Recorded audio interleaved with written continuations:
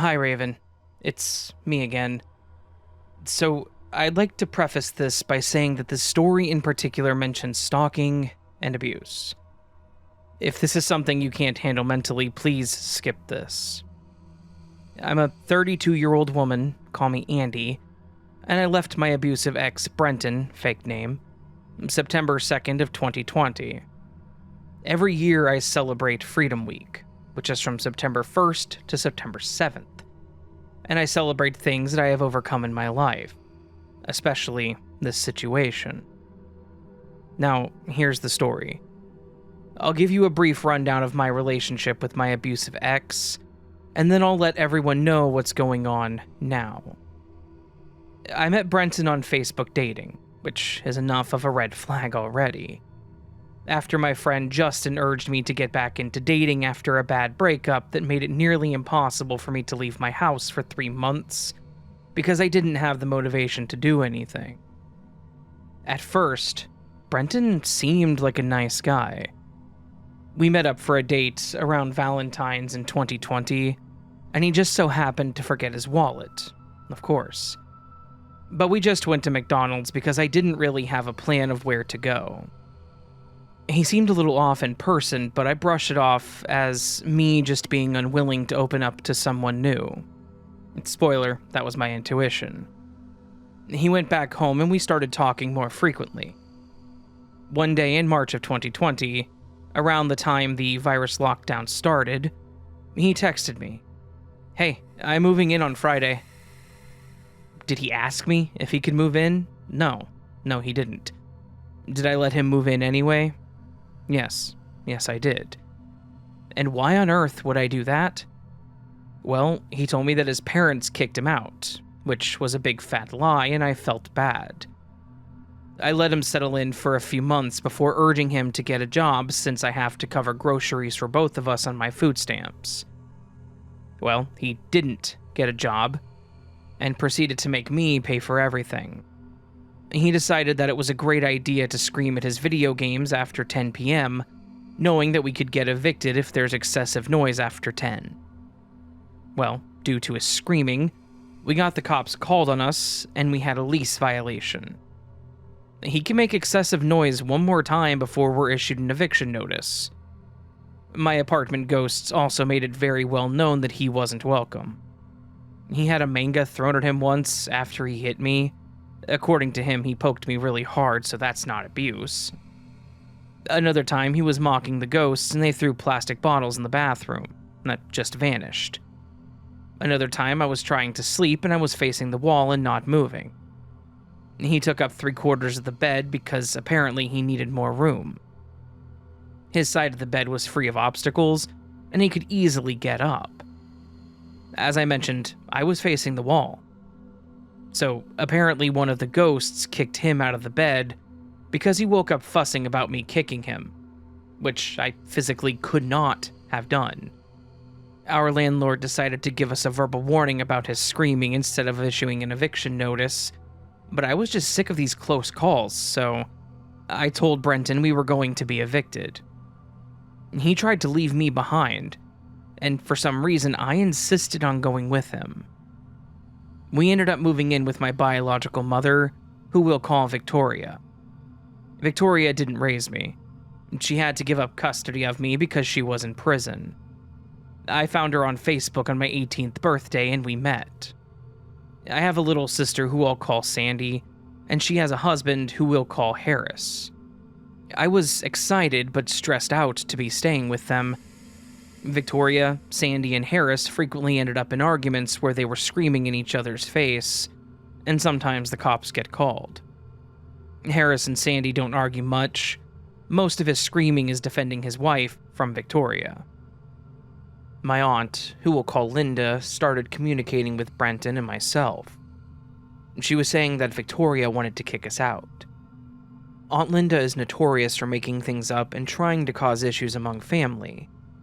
Victoria warned Brenton and I about it. I was hesitant to believe Victoria, because she's also extremely problematic herself, and I wouldn't put it past her to say that Linda was the issue instead. Every night between the high rise and Victoria's house, I spent the night crying, but I tried my best to avoid Brenton when I was crying, because he would call me a pussy. Brenton ended up believing Linda and we were homeless, living in his car. I got a hold of someone who could help us find housing on 211. There was a motel called the Sandman Motel in La Salle, Peru, Illinois, and we were able to get 2 weeks paid for. I took over the monthly payment afterwards. Brenton started drinking excessively because he couldn't get his PlayStation to work. I temporarily had a job at Walmart for at least a week, only to be fired for being in the restroom for too long. If you've ever been in an abusive or stressful situation, you know your gut tends to act up a lot. I was actually using the bathroom. Brenton was absolutely furious that I lost my job. I began my job search again, and a couple of weeks later I had an interview at Casey's. I got a job offer and I started working there. During the 2 weeks that I wasn't working, I'd started communicating with my adoptive sister, who I'll call Karen. She mentioned wanting to come and get me before it was too late, mentioning how her husband Mike already had a felony and isn't afraid to fight Brenton or go back to jail in the process.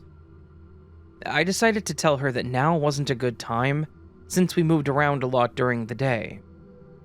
At the hotel, we had a neighbor named George who Brenton had been hanging out with because he gave him beer. George has a walker and has a very hard time getting around. I promise that's important. George informed me that Brenton was over there all day, every day, telling him how terrible I am. On occasion, I would hang out with George too. Brenton didn't particularly like it, but I didn't care. One day I was trying to wipe something off Brenton's face, and I accidentally scratched him. Brenton pushed me. Like, he actually took both his hands and pushed me backwards. My head started spinning, and I was trying not to lose my cool, but I was able to keep my cool because it's not worth the jail time. George quickly stood up and then cornered Brenton with his walker. George was screaming about Brenton being a bitch and how, as a man, he should never lay his hands on a woman, and saying he would go back to jail for him. I forgot to mention that George lived in the motel because he couldn't find anywhere to go after being released from prison. I was able to calm George down because I didn't want him to go back. Brenton was also screaming at me, the woman he had just pushed to do something to help him. Even after this, Brenton continued hanging out with George. There came one day where they were supposed to go pick up some drugs from someone at Princeton, Illinois. In that timeline, it was early, I think 6 a.m., and I went with them to get the drugs because I was on my way to work at Casey's, which was down the road from where they were going. I didn't go inside, but I decided to fake sleep in the back of the car. The drug deal went bad, the people they were doing the deal with started shooting at us, and, well, we all got shot and perished, except for one other guy that Brenton brought with us.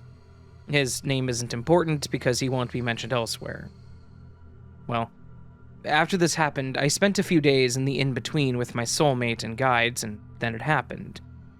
I woke up yet again the morning the deal was supposed to happen.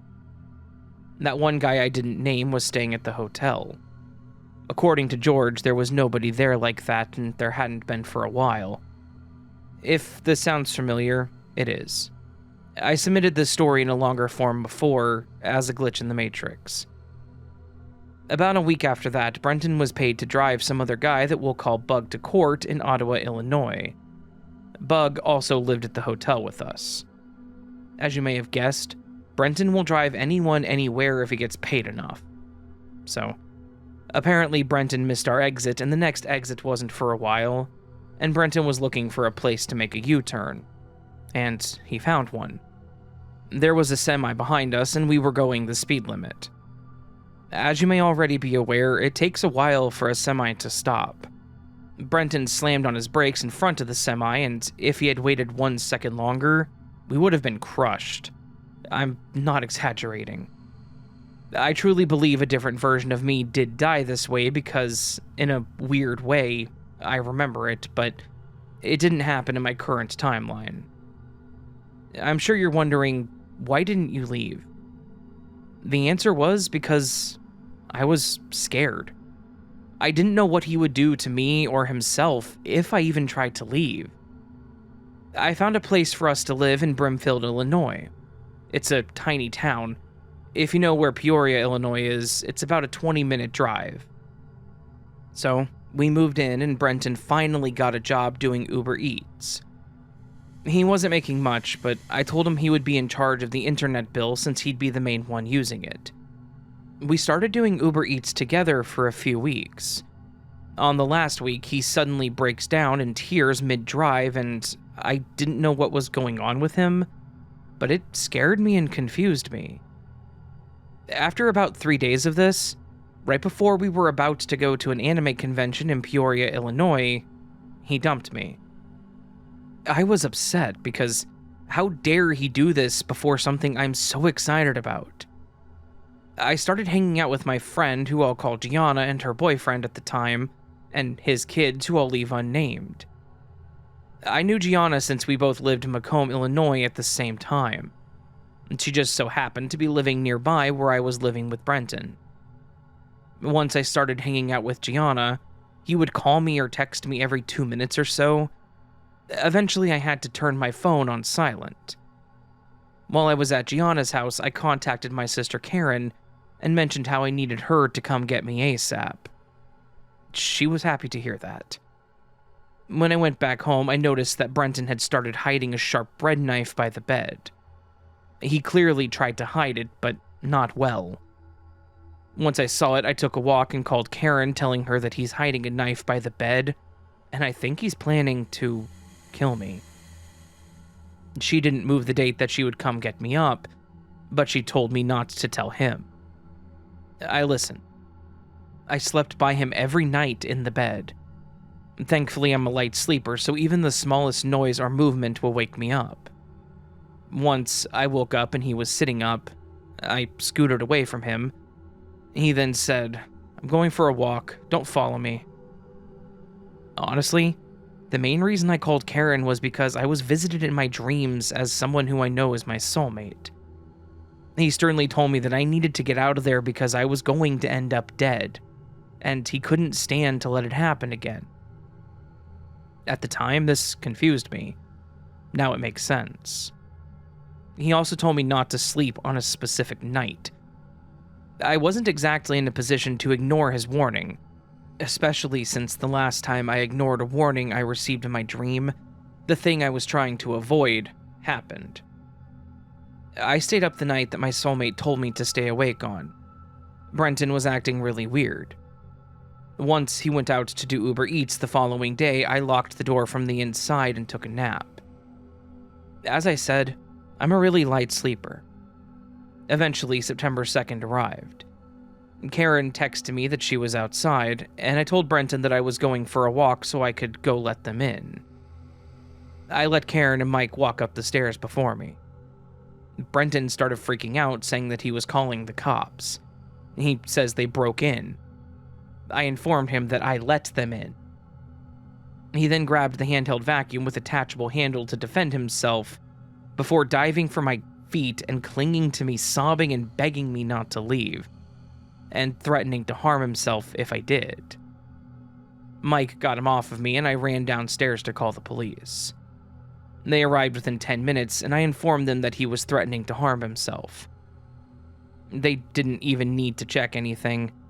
They asked Karen and Mike to come outside, and they went upstairs.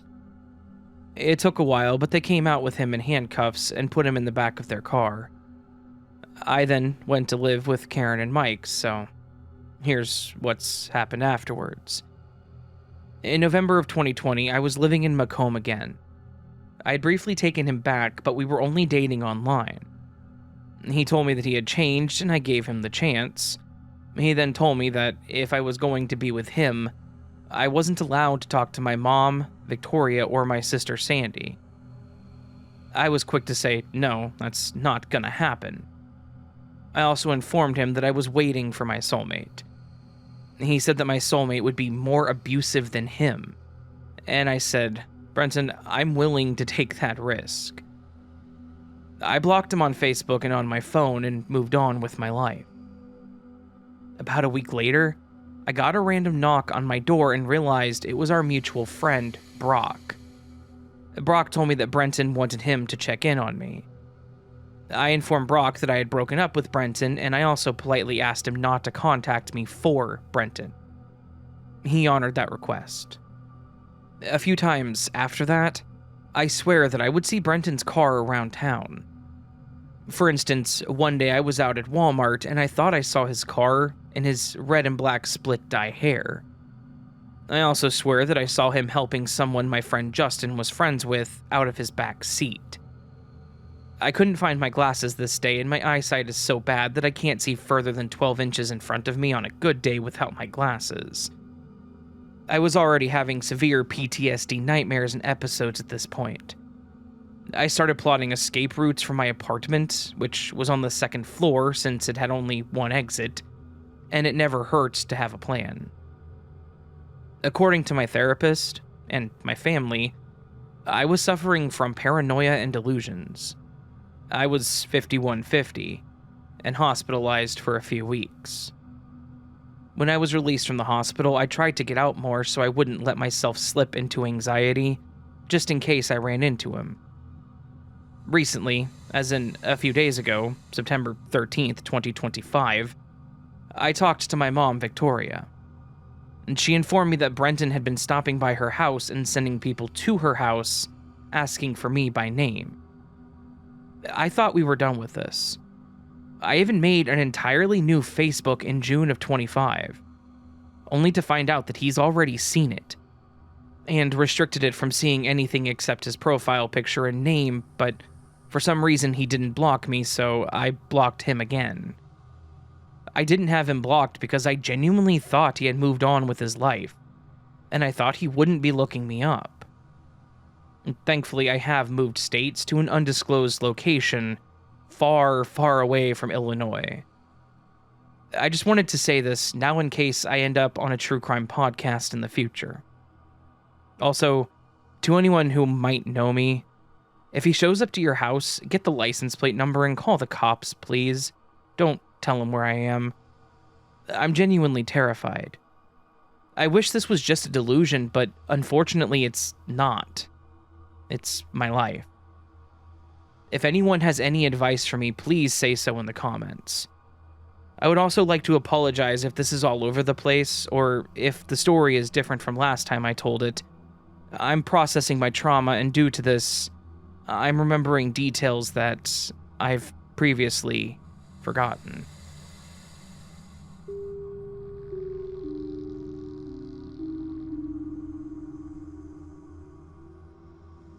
My hometown was a filming location for the 1985 movie Day of the Dead by George Romero. So every year we had a festival downtown called ZombieCon in tribute, which was just a bunch of vendors and people in costumes on a bar crawl. As the years went on, the costumes got even better and the small downtown streets got even more packed.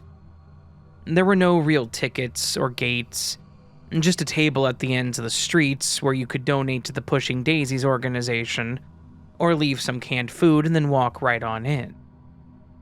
It was 2015, and it was the first year my parents let me go with my friends unchaperoned, since I was finally a high school freshman. The theme that year was zombies vs. hunters, and the streets were filled to the brim with people covered in fake blood and people carrying prop guns. And there were so many people it was hard to move through the crowd. My friends and I, a group of 5 girls, were walking on the outskirts of a densely crowded square. The night started to get late, and it was time to start finding a spot to call my parents to come pick us up. As we navigated through the crowd, breaking through the loud music playing on the streets was suddenly a scream. Shrieks started to ring out from everywhere and people started running. We looked around confused. You have to understand that at 15, you think nothing bad can happen to you and the red flags fly over your head. One of my friends joked, "Is there a sale going on or something?" A woman in front of us threw off her flip-flops, pulled her baby out of the stroller and started running, leaving the stroller and her shoes behind. 3 of my friends, one infected by the other, were the kinds to panic laugh. Within moments, the streets was nearly empty. I got my giggling friends to finally pull to the side. A cop walked by, nearly the only person left on the street, yelling at us to leave. We still had no idea what was going on. Some codes came through the cop's walkie and he started sprinting in the direction that we were originally headed. On top of all of this chaos, my parents kept calling me on my cracked iPhone 6, but no matter how many times I tried to swipe to pick up, the screen did nothing. I tried to call them back and it just wouldn't connect. It was nearly 1 a.m. at this time and we were the only ones left on this deserted street. My friends still making fun of the whole situation, and the seriousness flying over their heads. My parents had apparently been cruising around wherever the streets weren't blocked off looking for us, and they finally found us. We piled into the back, and the first thing that flew out of my mom's mouth, "There's a shooter on the loose and you didn't pick up the phone? Are you out of your mind?" After we explained ourselves, she explained. That night, someone had decided to commit something horrible and disappear into the crowd. A man opened fire into the crowd, hospitalizing 5, and killing a man named Expavius Taylor at the scene. He was only 20. People couldn't tell what blood was real and what was fake. People couldn't tell who did it between all the people carrying fake guns that day. Obviously, we never had a zombie con again. Every day we watched the news wondering when they would finally find who did it. It took them 3 years to finally find the murderer, and he was arrested in 2018. It was 24-year-old Jose Bonilla. He got 30 years in prison. In the end, he was only caught because he was drunkenly bragging about what he had done at a bar in the same downtown where he had taken that young man's life.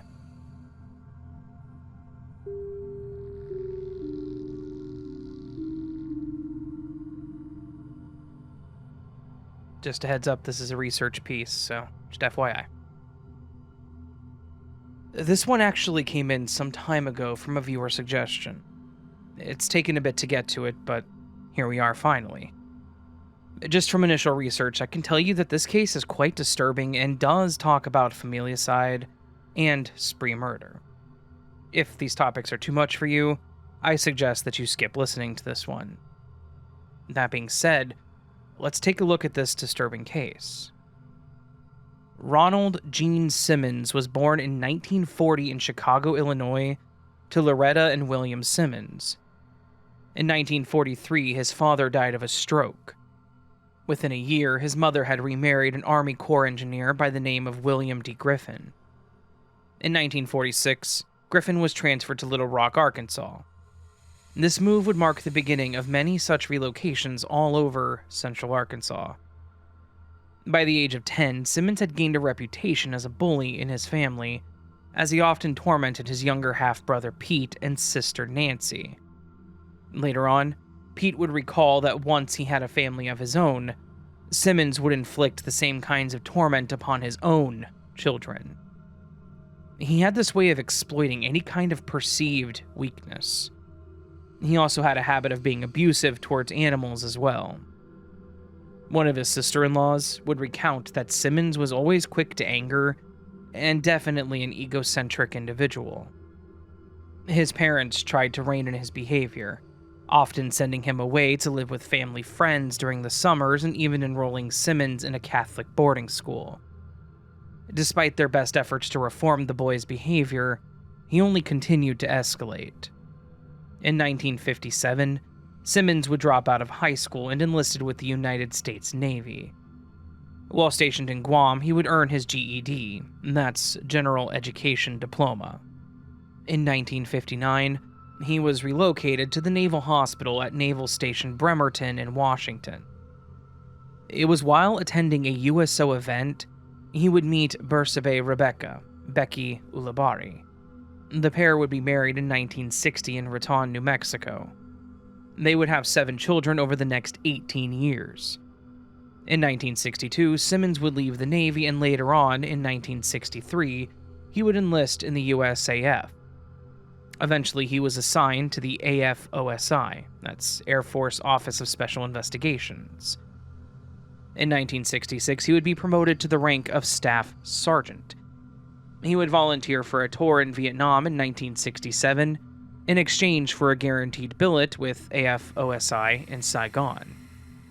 He was assigned to AFOSI Personnel Investigations Division, and he would be in Vietnam for about a year until 1968, including during that Tet Offensive early that year. He was a decorated veteran that, during his 20-year career, earned a Bronze Star, the Republic of Vietnam Gallantry Cross, and the Air Force Small Arms Expert Marksman Ribbon. In 1979, Simmons would retire from service at the rank of Master Sergeant. During his service, Simmons maintained an exemplary service record with a spotless record of behavior. At some point, his wife, Becky, revealed that Simmons' mother had warned her repeatedly about what Simmons was like. Quote, "But I didn't listen." Over time, he began to dominate and control nearly every aspect of Becky's behavior. He made her stop wearing makeup and keep her hair tied back. She was to wear long dresses and was completely isolated. To begin with, he would allow her to write to her family, but later on he would deny her any stamps to mail her letters, and this forced her to ask other people to mail her letters in secret. Simmons even refused to let Becky get a driver's license, which further isolated her and kept her from access to the mail by using distant P.O. boxes to censor the family's mail and restrict their access to it. Simmons even convinced Becky that she, quote, deserved what she got. He also denied Becky having a telephone in the house, and when she made calls from elsewhere, he was always hovering nearby, monitoring her and what she said. After his discharge from the military in 1981, Simmons was investigated for child SA, and, ultimately, for allegedly impregnating his 17-year-old daughter, Sheila. Later on, it was revealed that Simmons' son, R. Gene Simmons Jr., was the person that had initially alerted authorities and did so multiple times over the next few weeks after the first report on April 17th of 1981. Upon further investigation, they got corroborating statements from Sheila's friends and even officials from the school. Within 3 days of the initial report, a caseworker was sent to speak with Sheila privately, who confirmed that she was, indeed, pregnant with her father's child.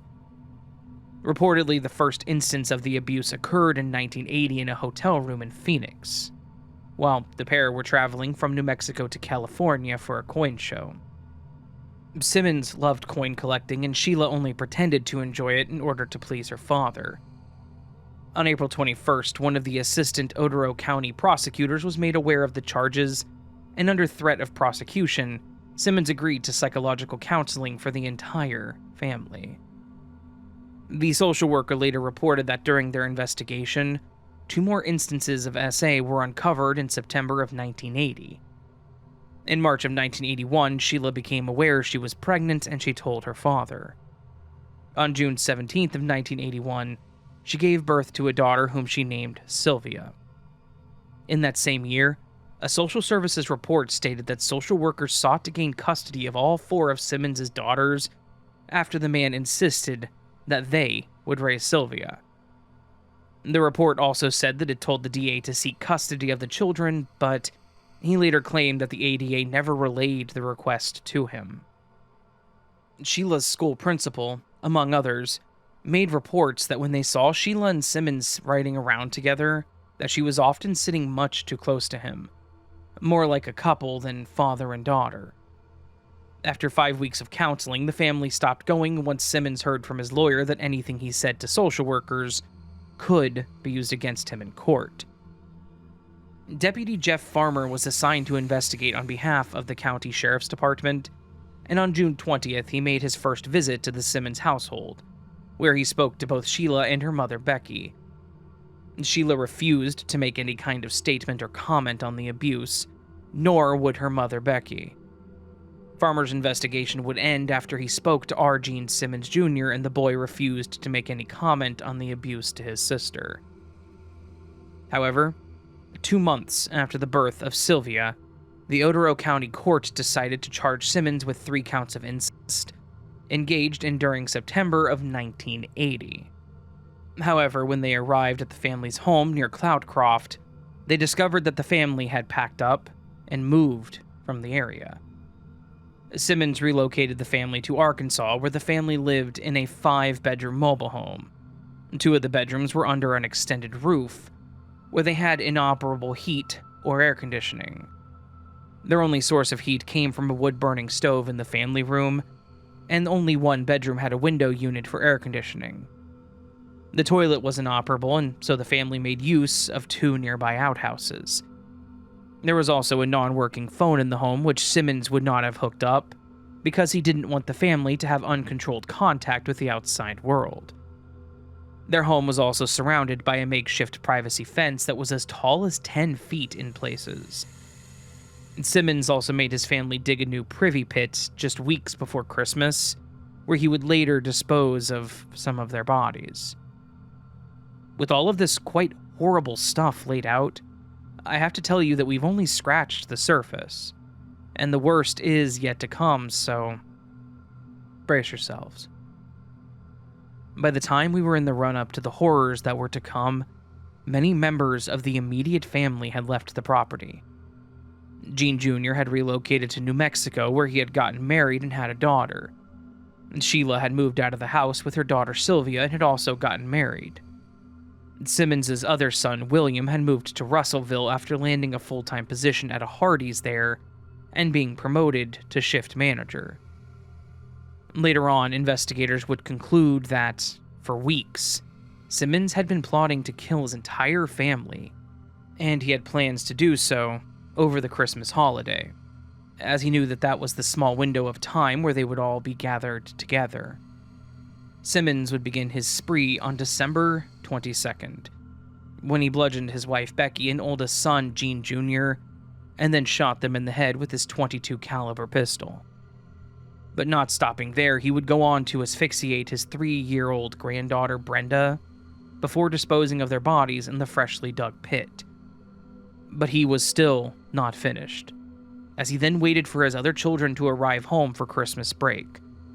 Loretta, 17, Eddie, 14, Mary Ann, 11, and Becky, 8, were separated once they got home and were strangled by Simmons. He also submerged their heads in a large drum of water in the non-functional bathroom to make sure they were all not breathing before he dumped them into the pit with their mother and oldest brother. They never even had a chance to get out of their school clothes, and one of the girls even had gum in her mouth. The only one that is believed to have fought back is Loretta, who had defensive wounds on her arms and markings on her face, consistent with being punched at least twice. One of her earrings and her watch were also broken in the struggle. But Simmons still was not finished.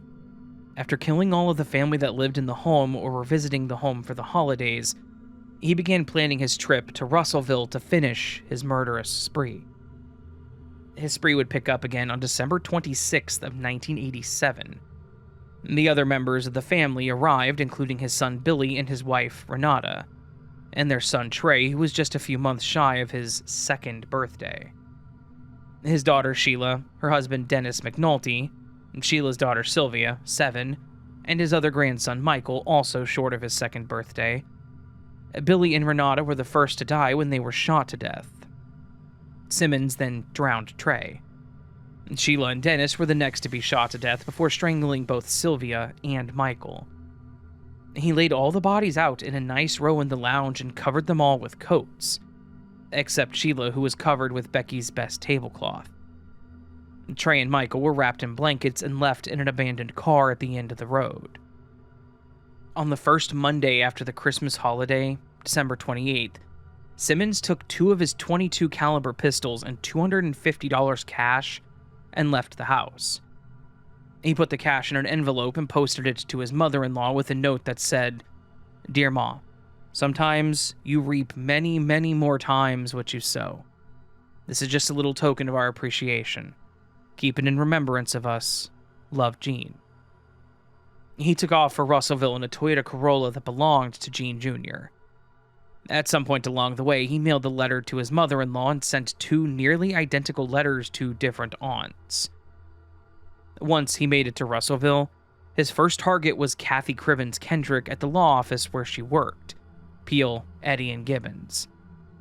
Simmons had been infatuated with her since they had been co-workers at Woodline Motor Freight Company. He'd been rejected by her, and now, in revenge for the slight, the family annihilator walked into her work and shot her 4 times in the head. From the law office, he went to an oil company a few blocks away to kill his former employer, Russell Taylor, but only wounded him, although he did murder a firefighter and delivery driver of Taylor's named James David Chaffin. Chaffin was a stranger to Simmons and had just come from a car fire when he encountered Simmons and was shot. Next on the trail of carnage was the downtown Russellville mini-mart, where he shot the store owner David Salyer in the head and clerk Roberta Willery in the jaw. From here he went to his old place of employment, Woodline Motor Freight Company, where he shot his former supervisor Joyce Butts. After which he ordered an employee named Vicky Jackson at gunpoint to call the police, saying, quote, "I've come to do what I want to do. It's all over now. I've gotten everyone that wanted to hurt me." Now, from here, since this has gotten so long and I'm really sick of writing about this guy and saying his name, we'll skip all the trial and stuff because this would be a 2-hour-long script, and I just don't have that in me. In short, he wanted the death penalty, and waived his rights to appeal, and on June 25th of 1990, he was executed by lethal injection. By the end of the spree, 16 people were dead, 4 severely injured. And of course, we're going to end this by naming the victims of the savage and senseless murder spree, to have their names be the last thing stated in this case, and not his. Bersabe Rebecca Becky Simmons, Ronald Gene Simmons Jr., Barbara Simmons, Loretta Simmons, Eddie Simmons, Marianne Simmons, Rebecca Becky Simmons, his 8-year-old daughter, William Billy Simmons, Renata Lynn May Simmons, William H. Trey Simmons, Sheila Simmons McNulty, Dennis McNulty, Michael McNulty, Sylvia Gale McNulty, Kathy Cribbins Kendrick, James David Chaffin. May they all rest in peace.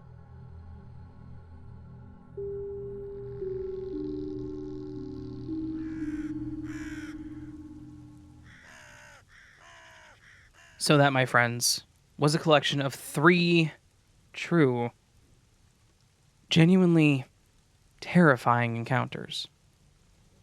Now, this is kind of a creepy encounter video, or a stalker and stranger video, as I've labeled it internally here. And the thumbnail says terrifying encounters, I believe. But I don't know what this video was, other than just really terrifying and disturbing encounters. I'm not sure that this is a creepy encounter video, but I'm going to leave it as such, just because it is people that are terrifying in these stories. But it's not your standard stalker, stranger, creepy encounter video, so I don't know. Disturbing stories, to say the least. Definitely terrifying, and yeah. Of course, one of them was written by a friend of mine, Tom K. His links are in the description below for his Amazon page. He is an author. He has written numerous fiction stories that you should also check out if you're into that kind of thing. And of course, I say thank you to him for his write-ups. As always. And of course, as always, if you did enjoy the stories, enjoy is a strong word there, please consider hitting the like button. If you're new to the channel and want more content like this, please consider hitting the like button and leave a comment down below with your thoughts, or how you're doing, or just anything you want to throw in there to kind of lighten the mood. I'd appreciate it. You can also join Patreon by going to the Patreon website, or YouTube memberships by hitting the join button down below, which supports the channel further and gives you early access to content like this and other things depending on what you sign up for. You can also go to the website astheravendreams.com and send your stories in. I definitely need them. Very much so need them. Glitch stories if you have them. Really any stories if you have them. Definitely need them. Yeah. On the website astheravendreams.com, you can also find all the platforms where the podcast is being is hosted in longer formats. You can also find all my social media links or send your story in right there. There's a big button that says click here to submit your story. You can also email it to astheravendreams@gmail.com. All that said, friends, I hope you have a lovely evening, and I hope I see you again here very soon. But until then, remember that you are loved, you are valid, you are important, you are the best you that you can be. Don't forget it. Until next time, my friends, much love, and sleep well.